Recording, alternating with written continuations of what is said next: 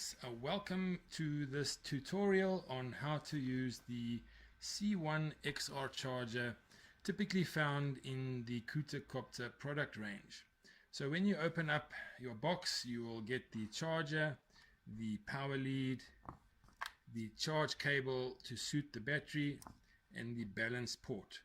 So what we start to do is plug in the balance port, and let's plug in the charge cable, black on black, red on red. Then we're going to plug in the AC terminal to the charger, and you'll now see the screen boot up.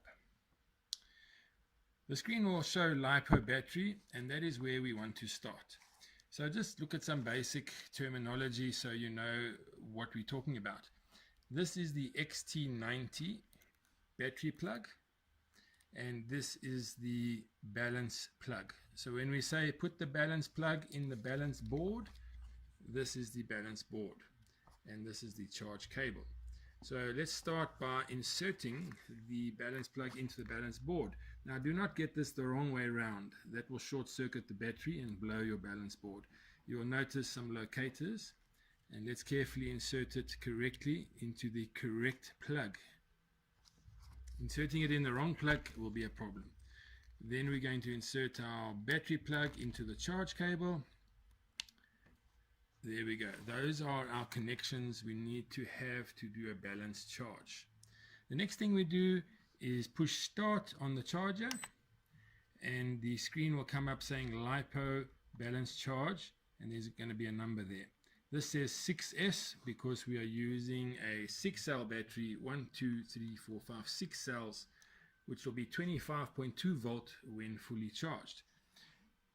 To change that value, if we needed to change or charge a 4-cell battery, what we need to do is push start once, and when something is flashing, it means we can change the value. So by pushing the minus key, we can then change it to 4S. Let's go back to 6S and push enter. The next value will then flash. If our battery is a 5000 milliamp, we will set the C equals, that's capacity, equal to 5000. So we just press the minus button until we get to 5000. Push it again, and this will be our charge capacity. Now various batteries can charge more than 5 amps, and certainly the Cuta Copter batteries, you could charge them at 10 amps if you like. So we'll set this to 10 amps just for the sake of the video. Right, now how do we start the charge process? We have to hold down the start key. So hold down the start key, and it'll check the battery, and now you will hear the charger start up. It will show you the voltage of the battery at startup, and there we go, the amps are climbing to show that the charger is now working. This is your time on, and this is the milliamps that's being inserted into the battery, and here it tells us balanced charge. Now a lot of people ask, when is the battery full? It's all based on the voltage, so push minus once and it will tell us end voltage 25.2. If we push the right button twice, we can see now each of the cells, cell 1 to 4 and 5 to 6 on the next screen. By pushing it again, we go back to the main screen. That is how you balance charge your battery. Now often you might need to discharge your battery, so let's push stop and go back to the main screen. Discharging your battery may be required when there's an error that appears on the charger that may say delta V error, in which case you need to get all the cells back to a low value and then recharge. So we do that by connecting the battery up, selecting LiPo battery, and push start. It'll still say balance charge. Now we need to look for discharge. Push minus twice, and then we'll have discharge. Right, push start once, and we will select 3.1 volt per cell. Push it again.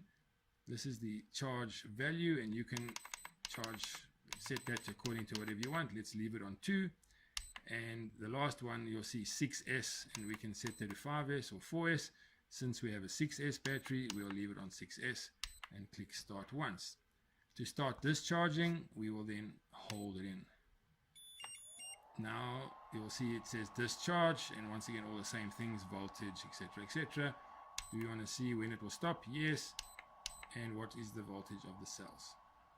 Push stop, and it will stop. The last mode of charging that you need to be familiar with is storage charge. Now, when would you use storage charge? If you're going to leave your batteries for, let's say, more than 2 weeks and then not use them, then you want to put them on storage mode, and this will protect your batteries and they will last a lot longer. Do not, and I repeat, do not store your batteries fully charged. That will damage them. And do not store your batteries on low charge. That can also damage them. So what you want to do is go to storage charge. Come to your main screen, push start once, and we will push minus, minus, minus, and there it says storage on the screen for us. We need to set it now to the appropriate battery. We have a 6-cell battery. Push start once, set it to 6 cell. If the capacity is 5,000, that would be good, 5,000 and 5 amps. Now the charger can only handle a certain amount of charge and discharge functionality. It will automatically set itself in terms of the amp discharge according to the power of the charger. So once again here, to start the storage mode, all we do is we hold start in. And now the battery will go into storage, and you can see it says storage there, and it will set the voltage accordingly. Once again, it's going to tell us our end voltage is 23.1 volts. That's about all you need to know about the C1 XR charger. There is an optional charger called the UP610.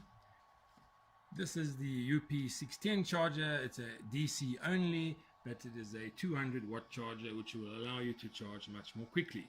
Normally used in the car, on the beach, to fast charge your battery. So look out for the next video on the UP610. Thanks for watching. Give us a thumbs up and fly your Revo 4 or your Cuta Copter safely.